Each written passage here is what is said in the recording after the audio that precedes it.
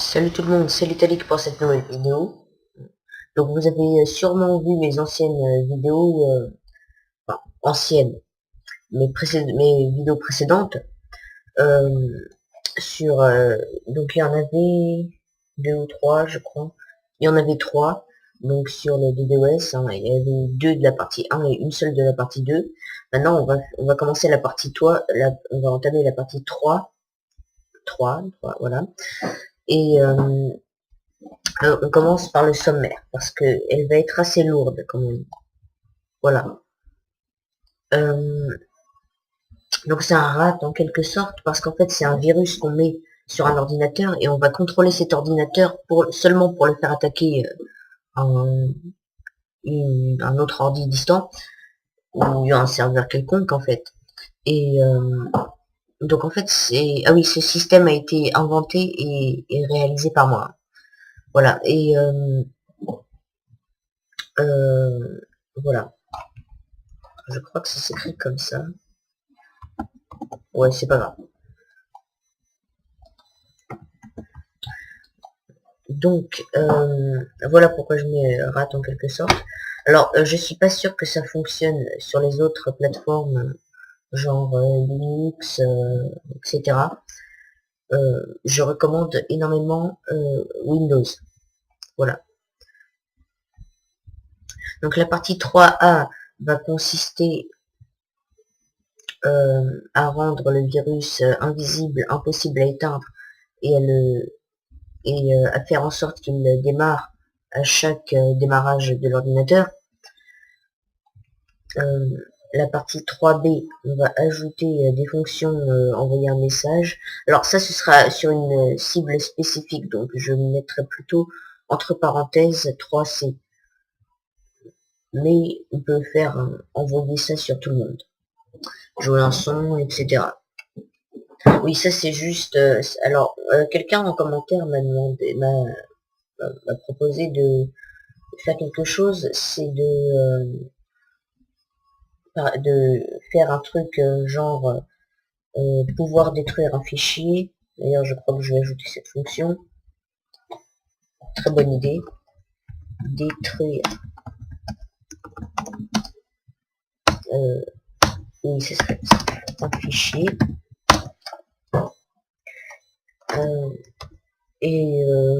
Donc, j'avais mis questionnaire impossible, jouer un son, éteindre l'ordinateur, n'importe quel son, n'importe quelle longueur, n'importe quelle taille.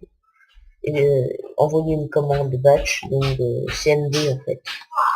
J'ai envoyé une commande JavaScript, envoyer une commande Visual Basic Script, VBScript, et voilà. La partie 3C va consister à pouvoir lister les gens connectés et à faire un keylogger. Keylogger, alors je sais pas si ça s'appelle vraiment comme ça, mais c'est ce que j'ai dans la tête, hein. C'est-à-dire keylogger, c'est des logs en fait.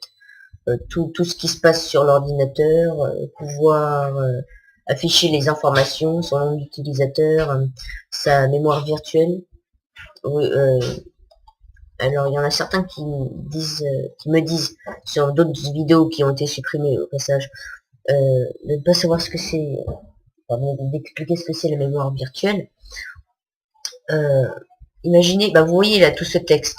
Alors il se situe dans un fichier, mais si on l'a pas encore enregistré et que là j'écris de la merde par exemple, là il n'est pas enregistré, hein, ce que j'ai encore écrit, je vais faire CTRL S, voilà. Et alors tout le texte se situe dans la mémoire virtuelle, donc elle fait je sais pas combien de gigaoctets, mais c'est assez important quand même. Et c'est comme un espace disque, mais en direct en fait, et où les fichiers, enfin où les données sont détruites dès qu'elles sont plus utilisées. Donc c'est la mémoire de l'ordinateur en fait. Voilà. Enfin la mémoire virtuelle quoi. Voilà. Partie 3D. Alors ça, planquer le virus, rendre invisible, c'est pas pareil. Imaginez votre virus, vous l'avez sur votre bureau, il suffit de le supprimer et de redémarrer l'ordinateur pour l'enlever. bah justement, on va empêcher ça, on va situer le virus quelque part, n'importe où, dans un endroit pour le planquer. Et voilà. Et au passage, quand on va upload un truc, il va falloir mettre notre mot de passe. D'ailleurs, je vais faire un petit système de cryptage pour crypter le mot de passe pour pas qu'on le voit.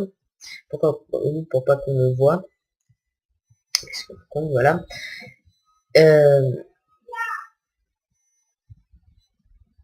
Mon frère il m'appelle, il est chiant. Bref,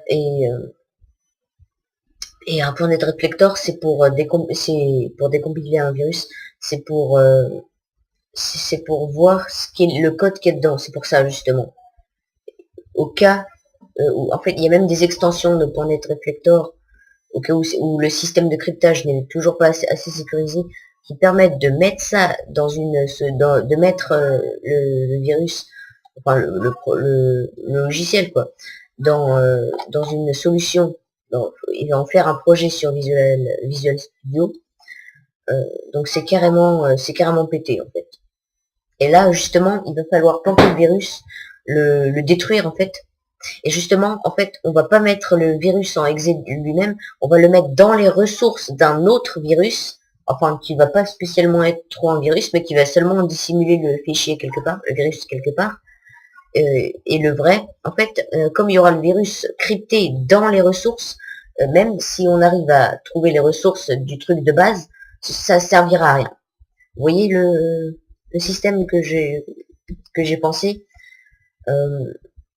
et voilà, je suis déterminée à faire un truc comme ça pour pas qu'on voit ce qu'il y a dedans. Donc si on voit ce qu'il y a dedans, il peut hacker notre compte FTP, ce qui est quand même hyper con, on va dire ça comme ça. Et voilà. Alors, partie 4E, c'est les tests et faire style que c'est seulement un force-up ou un truc comme ça.